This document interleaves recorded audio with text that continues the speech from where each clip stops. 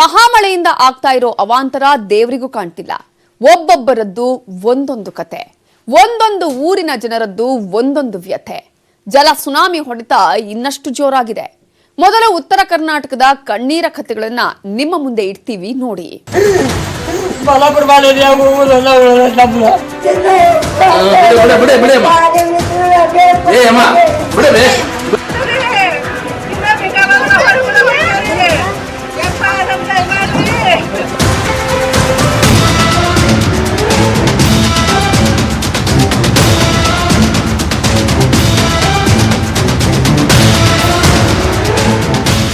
ವೀಕ್ಷಕರೇ, ಮಹಾರಾಷ್ಟ್ರದಲ್ಲಿ ಸುರಿಯುತ್ತಿರುವ ಭಾರಿ ಮಳೆಯಿಂದಾಗಿ ಉತ್ತರ ಕರ್ನಾಟಕದ ಹಲವು ಜಿಲ್ಲೆಗಳಲ್ಲಿ ಹರಿಯುವ ಕೃಷ್ಣಾ, ಘಟಪ್ರಭಾ, ಮಲಪ್ರಭಾ ಸೇರಿ ಹಲವು ನದಿಗಳಿಗೆ ಭಾರಿ ಪ್ರಮಾಣದ ನೀರು ಹರಿದು ಬರ್ತಿದ್ದು, ಪ್ರವಾಹ ಸ್ಥಿತಿ ಮಂಗಳವಾರವೂ ಗಂಭೀರವಾಗಿ ಮುಂದುವರೆದಿದೆ. ಕೊಯ್ನಾ ಸೇರಿದಂತೆ ಮಹಾರಾಷ್ಟ್ರದ ವಿವಿಧ ಅಣೆಕಟ್ಟುಗಳಿಂದ ಭಾರಿ ಪ್ರಮಾಣದ ನೀರು ಬಿಡುಗಡೆ ಮಾಡಿರುವ ಹಿನ್ನೆಲೆಯಲ್ಲಿ ಕೃಷ್ಣಾ ನದಿಗೆ ಈಗಲೂ 1.93 ಲಕ್ಷ ಕ್ಯೂಸೆಕ್ ನೀರು ಹರಿದು ಬರುತ್ತಿದೆ. ಬೆಳಗಾವಿ, ಬಾಗಲಕೋಟೆ, ರಾಯಚೂರು, ಯಾದಗಿರಿ, ಗದಗ ಜಿಲ್ಲೆಗಳಲ್ಲಿ ನದಿ ನೀರಿನ ಪ್ರಮಾಣ ಅಪಾಯ ಮಟ್ಟದಲ್ಲಿದ್ದು 50ಕ್ಕೂ ಹೆಚ್ಚು ಹಳ್ಳಿಗಳಿಗೆ ನೀರು ನುಗ್ಗಿದೆ.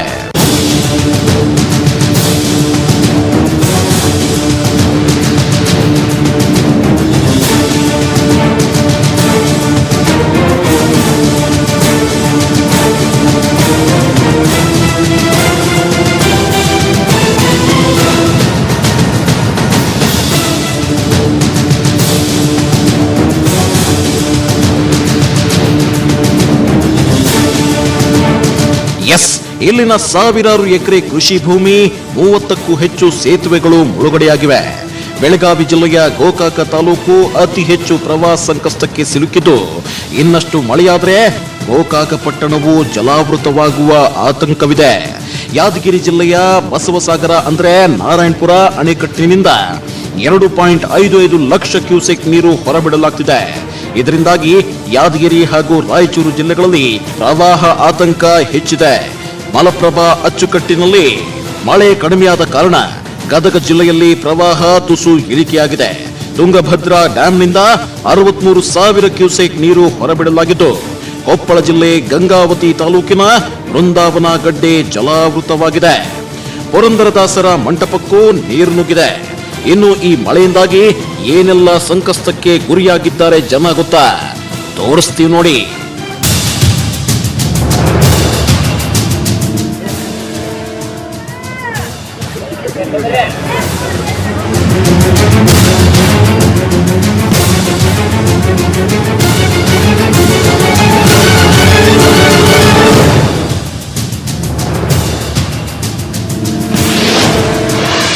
ಮಾಜಿ ಸಿಎಂ ಕ್ಷೇತ್ರದಲ್ಲಿ ಅದೆಂಥ ಪ್ರವಾಹ!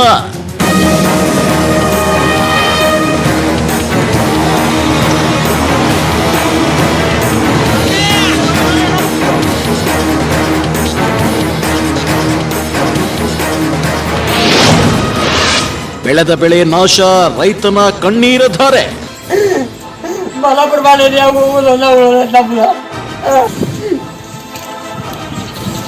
ಹೊಲದಲ್ಲಿ ಬೆಳೆದ ಬೆಳೆ ಕೈಗೆ ಬರುವ ಮುನ್ನವೇ ನೀರು ಪಾಲಾಗಿದೆ. ಆ ನೋವು ಈ ವೃದ್ಧ ರೈತನದ್ದು. ಮನೆಯಲ್ಲಿ 1.5 ತಿಂಗಳ ಹಸುಗೂಸು ಬಾಣಂತಿ ಇದ್ದಾರೆ. ಆ 2 ಜೀವ ಕಾಪಾಡಿಕೊಂಡ್ರೆ ಸಾಕಪ್ಪ, ಸುರಕ್ಷಿತವಾಗಿ ನೋಡ್ಕೊಂಡ್ರೆ ಸಾಕಪ್ಪ ಅಂತ ರೈತ ಕಣ್ಣೀರು ಹಾಕ್ತಿದ್ದಾರೆ. ಕೆವಿಜ್ ಒಳಗೆ ಸಸಟ್ ಒಳಗೆ ಲೋನ್ ತಕೊಂಡು ಪೀಕ್ ಮಾಡಿದ್ದೀನಿ ಸರ್. ಪೀಕ್ ಮಾಡಿದ್ರೆ ನಮ್ಮ ಕೈಗೆ 1 ರೂಪಾಯಿ ಬರಲಿಲ್ಲ ರೀ. ಅದು ತರಕಾರಿ ಹರಿಯಾಕತ್ತಿದ್ವಿ ರೀ ಸರ್. ಎಲ್ಲ ಕೋಳಿಗೆ ಕೊಚ್ಕೊಂಡು ಹೋಗ್ಬಿಟ್ಟೈತ್ರಿ ಸರ್. ಪ್ರವಾಹದ ಹೊಡೆತಕ್ಕೆ ಸಿಲುಕಿ ನಲುಗಿ ಹೋಗಿರೋ ಬಾಗಲಕೋಟೆಯ ಬಾದಾಮಿ ತಾಲೂಕಿನ ತಳಕವಾಡ ಗ್ರಾಮದ ರೈತ ಶೇಖರಯ್ಯ ಕಲ್ಲಣ್ಣನವರ ಕಣ್ಣೀರ ಕಥೆ ಇದು. 5 ಲಕ್ಷ ಸಾಲ ಮಾಡಿ ಬೆಳೆದಿದ್ದ 12 ಎಕರೆ ಬೆಳೆ ಮಲಪ್ರಭೆ ನದಿ ಪ್ರವಾಹದಲ್ಲಿ ಸಂಪೂರ್ಣ ನೀರು ಪಾಲಾಗಿದೆ. ಇತ್ತ ಮನೆಯ ಸುತ್ತಲೂ ನೀರು ಆವರಿಸಿದೆ. ಅಧಿಕಾರಿಗಳು ತಾತ್ಕಾಲಿಕ ಶೆಡ್ ಕೂಡ ಹಾಕಿಕೊಟ್ಟಿಲ್ಲ. ಹಸುಗೂಸನ್ನ ಕಟ್ಕೊಂಡು ಎಲ್ಲಿಗೆ ಹೋಗೋಣ ಅಂತ ಕಣ್ಣೀರ್ ಹಾಕ್ತಿದ್ದಾನೆ ರೈತ. ಸಿದ್ದರಾಮಯ್ಯನವರ ಬಾದಾಮಿ ಕ್ಷೇತ್ರದಲ್ಲಿ ಇದೆಂತ ದುಸ್ಥಿತಿ!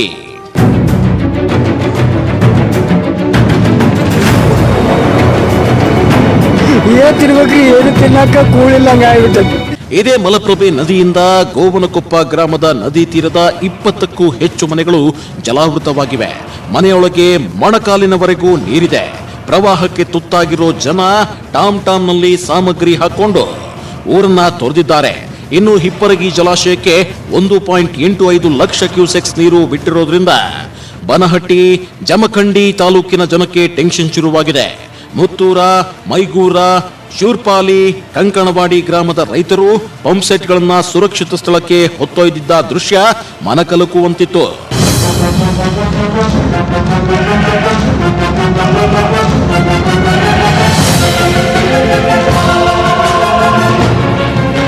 ಇನ್ನು ಗದಗದ ನರಗುಂದ ತಾಲೂಕಿನ ಕೊಣ್ಣೂರು ಗ್ರಾಮದಲ್ಲಿ ಮನೆಗೆ ನೀರು ನುಗ್ಗಿ ವೃದ್ಧೆ ಗೋಳಾಡ್ತಿದ್ರು. ಮನೆ ಬಿಟ್ಟು ಬನ್ನಿ ಅಂದ್ರೂ ಅಜ್ಜಿ ರೆಡಿ ಇರಲಿಲ್ಲ. ಅಧಿಕಾರಿಗಳು ಬಂದಿರಲಿಲ್ಲ. ಯಾವಾಗ ನ್ಯೂಸ್ 18 ಕನ್ನಡ ರಿಪೋರ್ಟ್ ಮಾಡ್ತೋ ಆಗ ನರಗುಂದ ತಹಶೀಲ್ದಾರ್ ಮತ್ತು ಜಿಲ್ಲಾ ಪಂಚಾಯತ್ ಅಧ್ಯಕ್ಷ ಭೇಟಿ ನೀಡಿ ಅಜ್ಜಿಯನ್ನ ಮನವೊಲಿಸಿದ್ರು.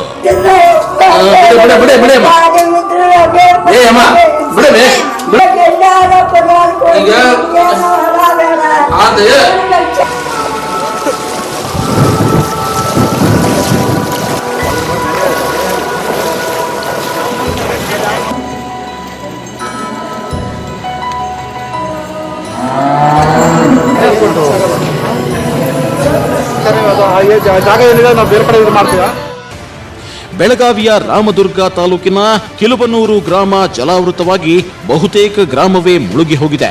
ಗ್ರಾಮದ ಜನ ಸಂಬಂಧಿಕರು, ಬಂಧು ಬಳಗದವರ ಮನೆಗೆ ಕೆಲವರು ಬಾಡಿಗೆ ಕಟ್ಕೊಂಡು ಇರೋಣ ಅಂತ ಸ್ವಂತ ಮನೆಯನ್ನ ಬಿಟ್ಟು ಹೋಗ್ತಿದ್ದಾರೆ. ಇನ್ನು ಹಿರೇಹಂಪಿ ಹೋಳಿ ಗ್ರಾಮದಲ್ಲೂ ಇದೇ ದುಸ್ಥಿತಿ.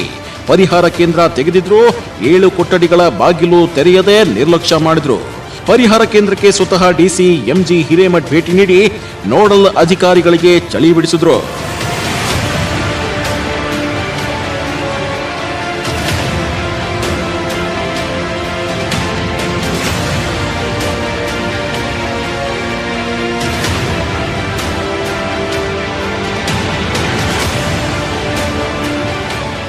ಇನ್ನು ಘಟಪ್ರಭಾ ನದಿ ಪ್ರವಾಹದಿಂದ ಬೆಳಗಾವಿಯ ಗೋಕಾಕ್ ತಾಲೂಕಿನ ಜನ ಕಂಗಾಲಾಗಿದ್ದಾರೆ.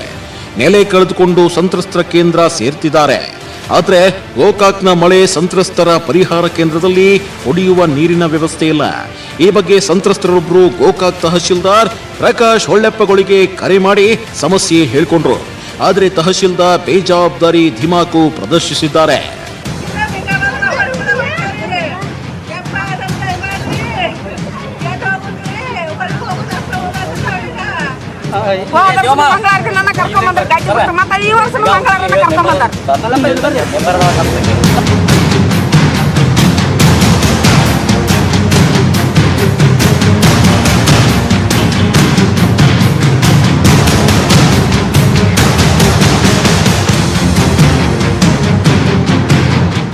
ಇನ್ನು ನವಿಲು ತೀರ್ಥ ಡ್ಯಾಂನಿಂದ ಮಲಪ್ರಭೆಗೆ ನೀರು ಬಿಟ್ಟಿರೋದ್ರಿಂದ ಸಂಗಳ ಗ್ರಾಮಕ್ಕೆ ನೀರು ನುಗ್ಗುತ್ತಿದೆ. ನದಿ ಮಟ್ಟ ಹೆಚ್ಚಾದ್ರೂ ಜನಕ್ಕೆ ಮಾಹಿತಿಯೇ ಇಲ್ಲ. ಶಾಶ್ವತ ಪರಿಹಾರ ಕೊಡದಿದ್ರೆ ಊರು ಬಿಡಲ್ಲ ಅಂತ ಅಧಿಕಾರಿಗಳ ವಿರುದ್ಧ ನದಿ ಪಾತ್ರದ ಜನ ಆಕ್ರೋಶ ವ್ಯಕ್ತಪಡಿಸಿದ್ರು. ಹೋಗೋದೈತ್ರಿ ನಮ್ಗ ಯಾರು ಅಧಿಕಾರಿ ಹೊಳಿಗೆ ಹೋಗೈತಿ. ನಮ್ ಜನ ನಮ್ ರಾಮದುರ್ಗ ತಾಲೂಕಿನ ಜನ ಅದಾರ ಇಲ್ಲೋ ಸತ್ತಾರ ಸುದ್ದಿ ಇಲ್ರಿ. ಅದು ಯಾರ್ದು ನಮಗೇನು ಪರಿಹಾರ ಇಲ್ಲ, ಏನಿಲ್ಲ. ನಮ್ಗೆ ಎಲ್ಲಾರ ಒಂದು ಶಿಫ್ಟಿಂಗ್ ಏರಿಯಾ ಕೊಡೋ ಮಟ್ಟ ನಾವು ಈಗ ಜಾಗ ಬಿಟ್ಟು ಎಲ್ಲಿ ಕದಲೋದಿಲ್ಲ ಸರ್. ತೆಲಂಗಾಣಕ್ಕೆ ದಿನಸಿ ತರಲು ಹೋಗಿದ್ದ ರಾಯಚೂರಿನ ಕುರ್ವಾಕೂಲ ಗ್ರಾಮದ 4 ಕೃಷ್ಣಾ ನದಿಯಲ್ಲಿ ಕೊಚ್ಚಿ ಹೋಗಿದ್ದು ಇನ್ನೂ ಸುಳಿವು ಸಿಕ್ಕಿಲ್ಲ. ಪಾರ್ವತಿ, ನರಸಮ್ಮ, ಸುಮಲತಾ, ಪೂಜಾ ನಾಪತ್ತೆಯಾಗಿದ್ದಾರೆ. ಎನ್ಡಿಆರ್ಎಫ್ ಅಗ್ನಿಶಾಮಕ ದಳ ನುರಿತ ಈಜುಪಟುಗಳಿಗೂ 4 ಸುಳಿವು ಸಿಕ್ಕಿಲ್ಲ. ಇನ್ನು ಇದೇ ಕೃಷ್ಣೆಯ ಹುಚ್ಚಾಟಕ್ಕೆ ಲಿಂಗಸಗೂರು ತಾಲೂಕಿನ ಮ್ಯಾದರಗಡ್ಡೆ, ಕರಕಲ್ಗಡ್ಡೆ, ಓಂಕಾರಮ್ಮ ಗಡ್ಡೆ, ಹಾರಲಗಡ್ಡೆಯಲ್ಲಿ ಸಿಲುಕೊಂಡಿದ್ದ 104 ಜನರನ್ನ ರಕ್ಷಣೆ ಮಾಡಿದ್ದಾರೆ.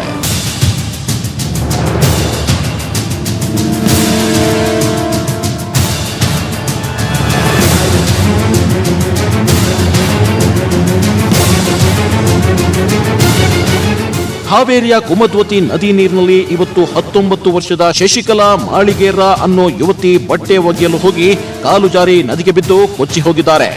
ಆಕೆಯ ಸುಳಿವು ಕೂಡ ಇನ್ನೂ ಸಿಕ್ಕಿಲ್ಲ.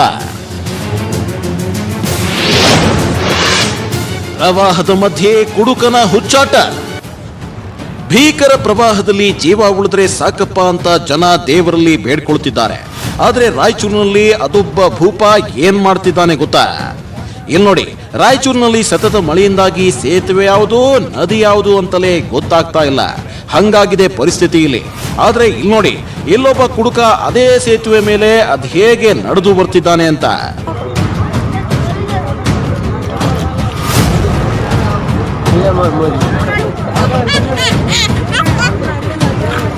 ರಾಯಚೂರು ಜಿಲ್ಲೆಯಲ್ಲಿ ಪ್ರವಾಹದ ಭೀತಿ ಒಂದ್ ಕಡೆಯಾದ್ರೆ, ಹೆಂಡತಿ ಬೈದಿದ್ದಕ್ಕೆ ಕಂಠಪೂರ್ತಿ ಕುಡಿದ ಭೂಪ ಪ್ರವಾಹ ದಾಟಿದ್ದಾನೆ. ರಾಯಚೂರು ಜಿಲ್ಲೆ ದೇವದುರ್ಗ ತಾಲೂಕಿನ ಹೂವಿನ ಹೆಡಗಿಯಲ್ಲಿ ಹರಿಯುವ ನೀರನ್ನು ಲೆಕ್ಕಿಸದೆ ಹೂವಿನ ಹೆಡಗಿ ಸೇತುವೆ ದಾಟುವ ದುಸ್ಸಾಹಸ ಮಾಡಿದ್ದಾನೆ ಈ ಕುಡುಕ.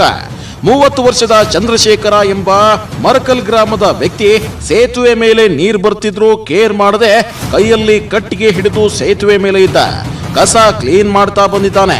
ಇದನ್ನ ಕಂಡ ಗ್ರಾಮಸ್ಥರು ಸ್ಥಳೀಯ ಪೊಲೀಸರಿಗೆ ಮಾಹಿತಿ ನೀಡಿದ್ದಾರೆ. ವಿಷಯ ತಿಳಿದು ಸ್ಥಳಕ್ಕೆ ಬಂದ ಪೊಲೀಸರು ಹುಡುಕ ಮಹಾಶಯನನ್ನ ಠಾಣೆಗೆ ಕರೆದೊಯ್ದಿದ್ದಾರೆ. ಒಟ್ನಲ್ಲಿ ಮಳೆಯ ರೌದ್ರಾವತಾರ ದಿನದಿಂದ ದಿನಕ್ಕೆ ಉತ್ತರ ಕರ್ನಾಟಕ ಮಂದಿಯನ್ನ ಇನ್ನಿಲ್ಲದಂತೆ ಕಾಡ್ತಿದೆ. ಒಂದಷ್ಟು ಜನ ಪ್ರವಾಹಕ್ಕೆ ಹೆದರಿ ಮನೆ ಮಠ ಬಿಟ್ಟು ವಲಸೆ ಹೋಗ್ತಾ ಇದ್ರೆ, ಮತ್ತೊಂದಷ್ಟು ಜನ ಬದುಕಿದ್ರೆ ಇಲ್ಲೇ ಬದುಕಬೇಕು ಅನ್ನೋ ಸಾಹಸಕ್ಕೆ ಕೈ ಹಾಕಿದ್ದಾರೆ. ಇನ್ನು ಕರುನಾಡಿನಾದ್ಯಂತ ಸುರಿತಾ ಇರುವ ಭಾರಿ ಮಳೆಯಿಂದಾಗಿ ಕರ್ನಾಟಕದಲ್ಲಿರೋ ಡ್ಯಾಂಗಳು ಅದು ಎಷ್ಟರ ಮಟ್ಟಿಗೆ ತುಂಬಿವೆ ಗೊತ್ತಾ? ಅದರ ಕಂಪ್ಲೀಟ್ ಡೀಟೇಲ್ಸ್ ನಾವು ಕೊಡ್ತೀವಿ. ಆದ್ರೆ ಅದಕ್ಕೂ ಮುನ್ನ take A short break.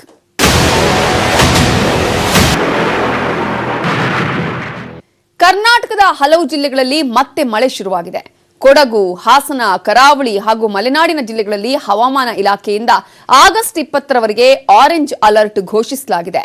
August 21ರವರೆಗೆ ರಾಜ್ಯದ ಬಹುತೇಕ ಜಿಲ್ಲೆಗಳಲ್ಲಿ ಮಳೆಯ ಪ್ರಮಾಣ ಹೆಚ್ಚಾಗಲಿದೆ ಅಂತ ಹವಾಮಾನ ಇಲಾಖೆ ತಿಳಿಸಿದೆ. ಹೀಗಿರುವಾಗ ರಾಜ್ಯದ ಡ್ಯಾಂಗಳ ಮಟ್ಟ ಈಗ ಎಷ್ಟಿದೆ ಅನ್ನುವ ಕಂಪ್ಲೀಟ್ ರಿಪೋರ್ಟ್ ಇಲ್ಲಿದೆ ನೋಡಿ. ರಾಜ್ಯದ ಹಲವೆಡೆ ಭಾರಿ ಮಳೆ. ಕರುನಾಡ ಜಲಾಶಯಗಳ ನೀರಿನ ಮಟ್ಟ ಎಷ್ಟಿದೆ ಗೊತ್ತಾ? ಕರ್ನಾಟಕದ ಹಲವು ಜಿಲ್ಲೆಗಳಲ್ಲಿ ಮತ್ತೆ ಮಳೆ ಶುರುವಾಗಿದೆ. ಕೊಡಗು, ಹಾಸನ, ಕರಾವಳಿ ಹಾಗೂ ಮಲೆನಾಡಿನ ಜಿಲ್ಲೆಗಳಲ್ಲಿ ಹವಾಮಾನ ಇಲಾಖೆಯಿಂದ ಆಗಸ್ಟ್ 20ರವರೆಗೆ ಆರೆಂಜ್ ಅಲರ್ಟ್ ಘೋಷಿಸಲಾಗಿದೆ. ಆಗಸ್ಟ್ 21ರವರೆಗೆ ರಾಜ್ಯದ ಬಹುತೇಕ ಜಿಲ್ಲೆಗಳಲ್ಲಿ ಮಳೆಯ ಪ್ರಮಾಣ ಹೆಚ್ಚಾಗಲಿದೆ ಅಂತ ಹವಾಮಾನ ಇಲಾಖೆ ತಿಳಿಸಿದೆ. ಬಂಗಾಳಕೊಲ್ಲಿಯಲ್ಲಿ ವಾಯುಭಾರ ಕುಸಿತ ಉಂಟಾಗಿರೋದ್ರಿಂದ ಪ್ರಮುಖವಾಗಿ ಕರಾವಳಿ ಜಿಲ್ಲೆಗಳಾದ ಉಡುಪಿ, ದಕ್ಷಿಣ ಕನ್ನಡ, ಉತ್ತರ ಕನ್ನಡದಲ್ಲಿ ಮಳೆ ಹೆಚ್ಚಾಗಲಿದೆಯಂತೆ. ಉತ್ತರ ಕನ್ನಡ, ದಕ್ಷಿಣ ಕನ್ನಡ, ಉಡುಪಿ ಜಿಲ್ಲೆಗಳಲ್ಲಿ ಆಗಸ್ಟ್ 20ರವರೆಗೆ ಭಾರಿ ಮಳೆಯಾಗುವ ನಿರೀಕ್ಷೆ ಇರೋದ್ರಿಂದ ಆರೆಂಜ್ ಅಲರ್ಟ್ ನೀಡಲಾಗಿದೆ. ಕರ್ನಾಟಕದ ಪ್ರಮುಖ ಜಲಾಶಯಗಳ ನೀರಿನ ಮಟ್ಟ ಹೀಗಿದೆ. ಕರುನಾಡಿನಲ್ಲಿ ಮತ್ತೆ ಮಹಾಮಳೆಯ ಆರ್ಭಟ ಶುರುವಾಗಿರೋದ್ರಿಂದ ಕರ್ನಾಟಕದ ಡ್ಯಾಂಗಳು ಆಲ್ಮೋಸ್ಟ್ ತುಂಬಿ ಹೋಗೋ ಹಂತಕ್ಕೆ ಬಂದಿದೆ. ಯಾಕೆ ಈ ಮಾತನ್ನ ಹೇಳ್ತಿದ್ದೀವಿ ಅಂದ್ರೆ, ಇಲ್ಲಿದೆ ನೋಡಿ ಜಲಾಶಯದ ನೀರಿನ ಮಟ್ಟ. ಲಿಂಗನಮಕ್ಕಿ ಜಲಾಶಯ ಗರಿಷ್ಠ ಮಟ್ಟ 554.4 ಮೀಟರ್, ಇಂದಿನ ಮಟ್ಟ 549.02 ಮೀಟರ್. ವರಾಹಿ ಜಲಾಶಯ ಗರಿಷ್ಠ ಮಟ್ಟ 594.36 ಮೀಟರ್, ಇಂದಿನ ಮಟ್ಟ 584.20 ಮೀಟರ್. ಹಾರಂಗಿ ಜಲಾಶಯ ಗರಿಷ್ಠ ಮಟ್ಟ 2859 ಅಡಿ, ಇಂದಿನ ಮಟ್ಟ 2856.41 ಅಡಿ. ಹೇಮಾವತಿ ಜಲಾಶಯ ಗರಿಷ್ಠ ಮಟ್ಟ 2922 ಅಡಿ, ಇಂದಿನ ಮಟ್ಟ 2921.32 ಅಡಿ. ಕೆಆರ್ಎಸ್ ಜಲಾಶಯ ಗರಿಷ್ಠ ಸಂಗ್ರಹ ಸಾಮರ್ಥ್ಯ 49.45, ಇಂದಿನ ನೀರು ಸಂಗ್ರಹ 49.35. ಕಬಿನಿ ಜಲಾಶಯ ಗರಿಷ್ಠ ಮಟ್ಟ 2284 ಅಡಿ, ಇಂದಿನ ಮಟ್ಟ 2283.30 ಅಡಿ.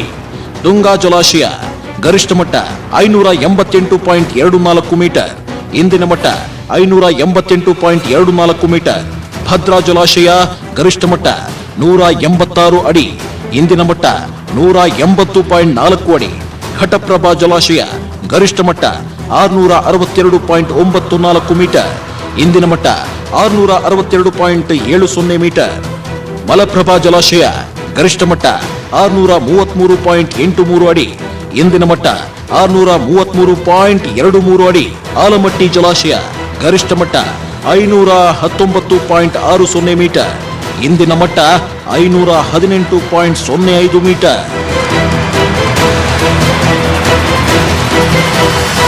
ನೋಡಿದ್ರಲ್ಲ ರಾಜ್ಯದ ಈಗಿನ ಜಲಾಶಯಗಳ ನೀರಿನ ಮಟ್ಟ ಎಷ್ಟಿದೆ ಅಂತ. ಇನ್ನು ಉತ್ತರ ಕರ್ನಾಟಕ ಮಂದಿಗೆ ಪ್ರವಾಹದ ಜೊತೆಗೆ ಅದೊಂದು ಆತಂಕ ಶುರುವಾಗಿದೆ. ಆ ಆತಂಕದಿಂದ ಮನೆಯಲ್ಲಿರೋದಿಕ್ಕೂ ಆಗದೆ ಆಚೆ ಕಾಲಿಡೋದಿಕ್ಕೂ ಆಗದ ಪರಿಸ್ಥಿತಿ ನಿರ್ಮಾಣವಾಗಿದೆ. ಹಾಗಾದ್ರೆ ಉತ್ತರ ಕರ್ನಾಟಕ ಮಂದಿಯನ್ನ ಕಾಡ್ತಾ ಇರುವ ಆತಂಕ ಯಾವುದು ಗೊತ್ತಾ? ಹೇಳ್ತೀವಿ ಬ್ರೇಕ್ ಆದ್ಮೇಲೆ.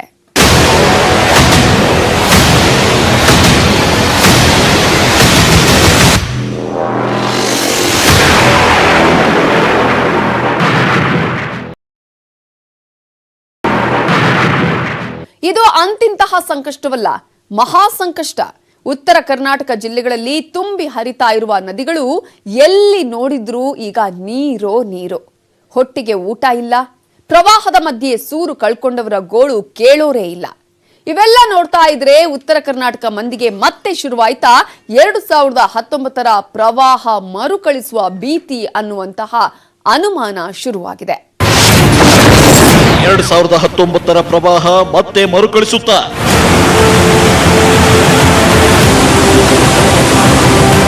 ವೀಕ್ಷಕರೇ, ಮಹಾರಾಷ್ಟ್ರದಲ್ಲಿ ಸುರಿಯುತ್ತಿರುವ ಭಾರೀ ಮಳೆಯ ಪರಿಣಾಮ ಉತ್ತರ ಕರ್ನಾಟಕದ ಹಲವು ಜಿಲ್ಲೆಗಳಲ್ಲಿ ಹರಿಯುವ ಕೃಷ್ಣಾ, ಘಟಪ್ರಭಾ, ಮಲಪ್ರಭಾ ಸೇರಿ ಹಲವು ನದಿಗಳು ಭಾರೀ ಪ್ರಮಾಣದ ನೀರು ಹರಿದು ಬರುತ್ತಿದ್ದು 2019 ಪ್ರವಾಹ ಮರುಕಳಿಸುವ ಭೀತಿ ಶುರುವಾಗಿದೆ.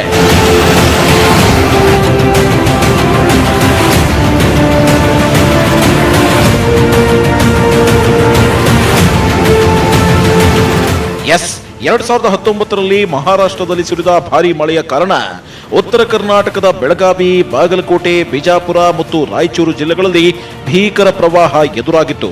ಸುಮಾರು 40ಕ್ಕೂ ಹೆಚ್ಚು ಹಳ್ಳಿಗಳು ಜಲಾವೃತವಾಗಿತ್ತು. ಬೆಳಗಾವಿ, ಚಿಕ್ಕೋಡಿ, ಬಿಜಾಪುರ, ಬಾಗಲಕೋಟೆ, ರಾಯಚೂರಿನಲ್ಲಿ ಪ್ರವಾಹ ಪರಿಸ್ಥಿತಿಯೇ ನಿರ್ಮಾಣವಾಗಿತ್ತು. ಇಲ್ಲಿನ ಜಮೀನುಗಳು ಜಲಾವೃತವಾಗಿತ್ತು. ಸೇತುವೆಗಳು ಮುಳುಗಡೆಯಾಗಿ ರಸ್ತೆ ಸಂಪರ್ಕ ಕಡಿತಗೊಂಡಿತ್ತು. ಜನ ಅತ್ತ ಕಡೆ ಸೂರು ಇಲ್ಲದೆ ಇತ್ತ ಕಡೆ ತುತ್ತು ಅನ್ನಕ್ಕೂ ಪರದಾಡುವ ಪರಿಸ್ಥಿತಿ ನಿರ್ಮಾಣವಾಗಿತ್ತು. ಆದರೆ ಈಗ 2020ರಲ್ಲಿ ಮಹಾರಾಷ್ಟ್ರದಲ್ಲಿ ಸುರಿಯುತ್ತಿರೋ ಭಾರೀ ಮಳೆಯಿಂದಾಗಿ ಮತ್ತದೇ ಪ್ರವಾಹ ಪರಿಸ್ಥಿತಿ ನಿರ್ಮಾಣವಾಗಿ ಬಿಡುತ್ತಾ ಅಂತ ಜನ ಪ್ರತಿದಿನವೂ ಪರಿತಪಿಸುವಂತಾಗಿದೆ.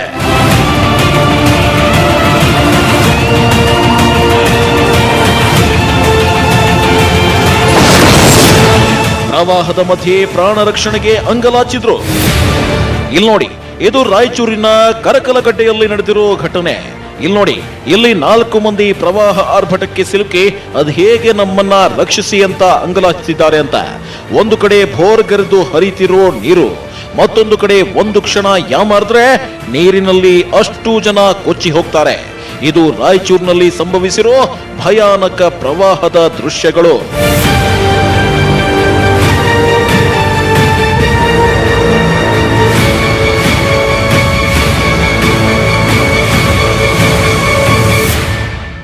ನೋಡಿದ್ರಲ್ಲ, ಮಳೆ ಕಡಿಮೆಯಾಯಿತು, ಇನ್ನು ನೆಮ್ಮದಿಯಿಂದ ಜೀವನ ಸಾಗಿಸಬಹುದು ಅಂತ ಉತ್ತರ ಕರ್ನಾಟಕ ಮಂದಿ ನೆಮ್ಮದಿಯ ನಿಟ್ಟುಸಿರು ಬಿಡ್ತಿರುವಾಗಲೇ ಮಹಾರಾಷ್ಟ್ರದಲ್ಲಿ ಸುರಿದ ಭಾರೀ ಮಳೆ ಉತ್ತರ ಕರ್ನಾಟಕವನ್ನ ಅಕ್ಷರಶಃ ಹೇಗೆ ನೀರಿನಲ್ಲಿ ಮುಳುಗಿಸಿದೆ ಅಂತ. ಮತ್ತೆ 2019 ಪ್ರವಾಹ ಉತ್ತರ ಕರ್ನಾಟಕವನ್ನ ಕಾಡದಿರಲಿ ಅಂತ ಹೇಳ್ತಾ ಈ ಕಾರ್ಯಕ್ರಮವನ್ನ ಮುಗಿಸ್ತಾ ಇದ್ದೀವಿ. ನೋಡ್ತಾ ಇರಿ ನ್ಯೂಸ್ 18 ಕನ್ನಡ, ಜಾಲ ನಮ್ಮದು, ಬಲ ನಿಮ್ಮದು.